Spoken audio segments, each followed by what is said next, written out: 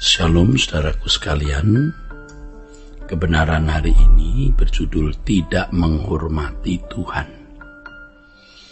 Dalam percakapan dengan ular, Hawa telah mengubah firman Allah. Dalam Kejadian pasal 2 16-17 firman Allah mengatakan, semua pohon dalam taman ini boleh kau makan buahnya dengan bebas, tetapi pohon pengetahuan tentang yang baik dan yang jahat itu janganlah kau makan buahnya, sebab pada hari engkau memakannya pastilah engkau mati. Hawa mengubah firman Allah tersebut dengan menambahi kata raba. Dalam teks Ibraninya, raba itu nagai, ditambah kata raba, bahwa tidak boleh meraba. Nggak ada kata raba kok ditambah-tambahi. Pertanyaannya adalah mengapa Hawa mengubah firman yang Elohim Yahweh sampaikan? Ya, bisa saja karena Hawa mendengar ular telah mengubah apa yang Allah katakan, sehingga tanpa disadari Hawa pun tertular perbuatan ular tersebut. Hawa pun tertular. Ular berkata, pasti kamu tidak boleh makan buah di taman ini, bukan? Karena itu juga mengubah sebenarnya, jelas mengubah. Nah, Hawa ikut-ikutan itu, tertular. Mestinya Hawa tidak membuka ruang dialog dengan oknum setan. Ruang dialog merupakan celah iblis mendapat kesempatan untuk merasuki hidup manusia. Mestinya Hawa tidak memberikan respon sama sekali terhadap setan. Sejatinya prinsip yang harus ditegakkan adalah bahwa pohon pengetahuan tentang yang baik dan jahat tidak boleh dimakan. Titik. Tidak perlu ada pertimbangan apapun dan percakapan apapun, saudaraku. Mestinya, dengan membuka ruang dialog dengan setan berarti Hawa memberi penghargaan kepada setan. Dan hal ini berarti membuat Hawa tidak bermartabat. Setan adalah musuh Allah, pemberontak yang tidak pantas dihargai sama sekali. Orang yang melakukan perbuatan seturut dengan keinginan setan atau bertentangan dengan kehendak Allah berarti membuat dirinya tidak bermartabat. Itu juga berarti menghargai setan. Manusia yang membuka pintu dialog dengan setan adalah manusia yang tidak mempermuliakan Allah. Manusia yang membuka pintu dialog dengan setan adalah manusia yang tidak mempermuliakan Allah atau tidak menghormati Allah. Membuka pintu dialog dengan setan itu berarti tidak menghormati Allah.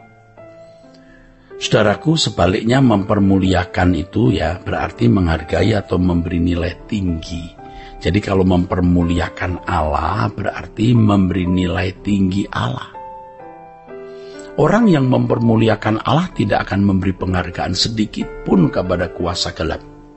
Itu juga berarti tidak memberi ruangan sekecil apapun kepada segala sesuatu yang tidak membuat nama Tuhan dihargai atau nama Tuhan dimuliakan.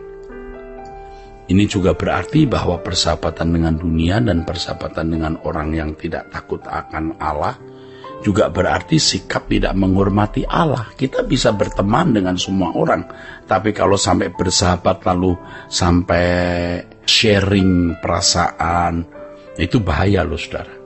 Bahaya. Nah memang intensitas persahabatan itu relatif tapi jangan sampai membuat kita tertulari spirit yang tidak sesuai dengan kekudusan Allah. Setan adalah oknum yang berusaha agar manusia tidak menghormati atau tidak menghormati Allah, tidak menghargai Allah. Itu setan, itu oknum yang berusaha supaya manusia tidak menghargai dan tidak menghormati Allah. Dalam Lukas pasal 4 ayat 5-8 dikemukakan mengenai kisah Yesus yang dibawa oleh iblis ke tempat tinggi agar Yesus mengingini keindahan dunia, di mana dengan cara demikian Yesus tidak menyembah Allah Bapaknya dan tidak berbakti kepadanya. Di Lukas pasal 4 ayat 5-8 tertulis demikian.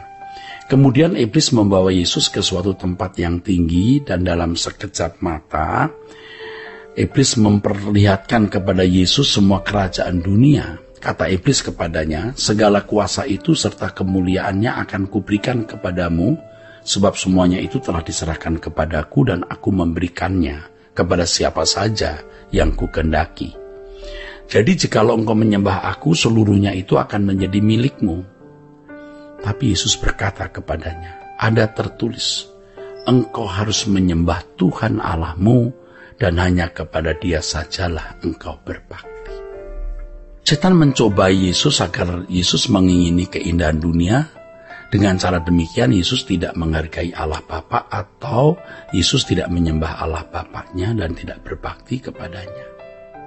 Nah, dari sejak Yesus memilih murid-muridnya, Yesus sudah menyatakan bahwa salah satu muridnya adalah iblis.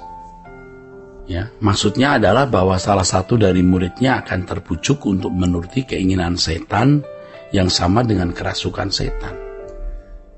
Nah, saudaraku sekalian, kalau kita melihat pembacaan Lukas 4:5-8 tadi, itu kan jelas ya, setan mencobai Yesus agar Yesus mengingini keindahan dunia. Dengan cara demikian Yesus tidak menghargai Allah Bapa atau tidak menyembah Allah Bapa dan tidak berbakti kepadanya. Tapi Yesus tetap pada sikapnya yang tegas harus menyembah Tuhan Allah dan hanya kepadanya saja orang harus berbakti. Nah, Yesus memiliki murid-murid yang salah satu diantaranya akan kerasukan setan, dan itu Yesus ketahui karena yang pertama Yesus tentu membaca Alkitab, Mazmur pasal 41 ayat yang ke-9, dan Yesus mengemukakan dalam Yohanes 13 ayat yang ke-18 bahwa ada salah satu dari muridnya itu, dan akhirnya Yesus tahu itu Yudas. Nah, Yudas ternyata, saudaraku, kerasukan iblis. Karena apa? Karena Yudas terbiasa mencuri uang. Ia terlena dengan percintaan dunia. Nah, iblis sebenarnya juga mau menjatuhkan Yesus dengan percintaan dunia itu, tapi Yesus menolak. Nah, Yudas menjual gurunya dengan 30 keping perak, maksudnya agar dia dapat uang dan sekaligus dia akan segera melihat bagaimana Yesus menunjukkan keperkasaannya di depan orang-orang Farisi, imam-imam kepala dan orang-orang Romawi dan segera jadi raja. Tapi ternyata memang luar biasa ya saudara, Yesus tetap setia. Sebenarnya apa yang dilakukan oleh ular kepada Hawa itu sama seperti tindakan menabur benih yang dapat merusak kehidupan. Menabur benih yang jahat. Taburan yang jahat itu membuat seseorang bisa kerasukan setan. Dan benih itu membuat orang tidak menghormati, tidak menghargai Allah. Bahaya sekali, saudaraku. Jadi kita itu dalam pergaulan, dalam hidup harus sangat berhati-hati. Jangan kemasukan filosofi dunia sampai akhirnya kita tidak menghormati Allah, tidak menghargai Allah seperti setan atau iblis itu. Kita harus sungguh-sungguh sangat berhati-hati agar jangan menjadi orang yang tidak menghormati Allah. Menghormati Allah hal yang mutlak. Tuhan memberkati saudara.